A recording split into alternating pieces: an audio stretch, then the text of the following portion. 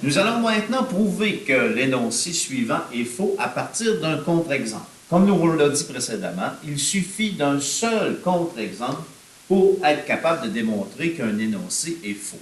Ce n'est pas la même chose lors d'une démonstration, donc une démonstration on en fera un peu plus tard, mais lorsqu'on veut prouver que quelque chose est faux, il suffit de trouver un contre-exemple, c'est-à-dire un exemple qui prouve le contraire.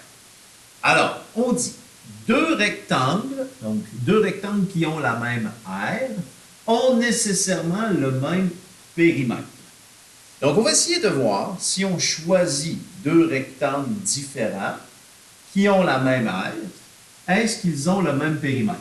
Et si on trouve un exemple qui ne fonctionne pas, ben à ce moment-là, on aura prouvé que l'énoncé est faux.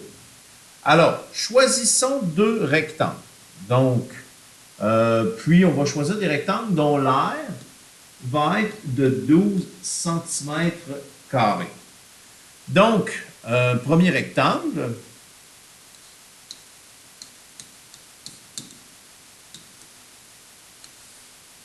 prenons-le qui mesure pour avoir un aire de 12 cm². Prenons un rectangle qui mesure 2 cm par 6 cm. Donc, ce premier rectangle, l'aire, si on le calcule, c'est la mesure de la base fois la mesure de la hauteur. Donc, l'aire est égale à 2 cm fois, plutôt le contraire. Donc, la base 6 ici, puis la hauteur 2. Donc, 6 fois 2. Donc, l'aire est bien de 12 cm². Choisissons maintenant un deuxième rectangle dont l'aire serait de 12. Donc, on pourrait y aller, par exemple, avec un rectangle qui mesure plutôt 3 cm par 4 cm. L'aire de ce rectangle, donc base fois hauteur, l'aire de ce rectangle est donc de 4 fois 3, donc l'aire est de 12 cm². Donc, on a trouvé deux rectangles, on a choisi deux rectangles qui ont la même aire. Intéressons-nous maintenant au périmètre. Pour ce qui est du périmètre.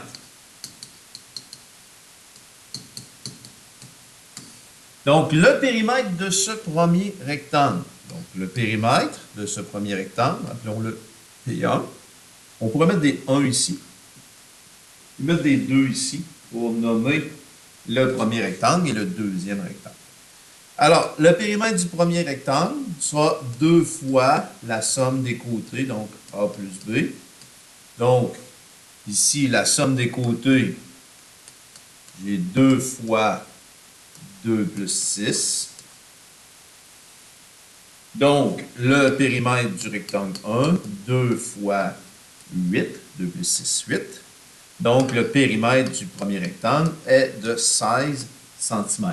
Donc, le contour de ce rectangle, 2 plus 2, 4, plus 6, 10, plus 6, 16. C'est ce qu'on a bien obtenu ici, 16 cm. Par ailleurs, si on calcule l'aire de ce le périmètre de ce deuxième rectangle, donc le périmètre du deuxième rectangle, appelons-le P2. Encore une fois, c'est 2 fois la somme des deux côtés. Donc, mon périmètre 2, 2 fois 3 plus 4.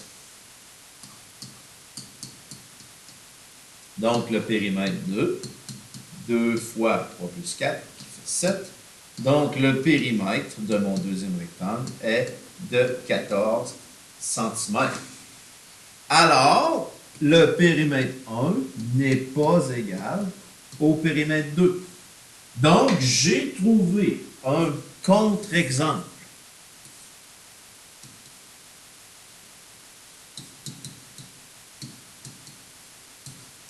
C'est un contre-exemple. Ça démontre que le périmètre n'est pas le même. Donc, ça démontre que ça, c'est faux. Donc, puisque j'ai trouvé un contre-exemple, ben, ça démontre que l'énoncé est faux. Dès que je trouve un élément qui ne fonctionne pas, ça démontre que c'est faux. Donc, ma conclusion, deux triangles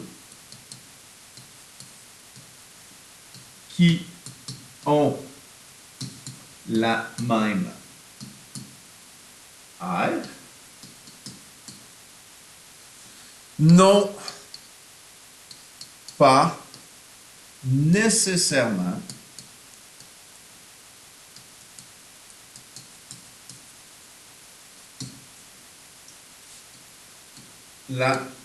pas la, mais le même périmètre.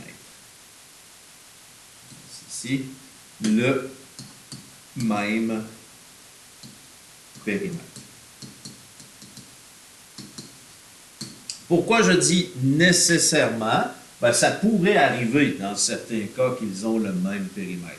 Mais ce n'est pas automatique puisque j'ai montré avec un contre-exemple. Donc, un seul contre-exemple suffit à démontrer que l'énoncé est faux.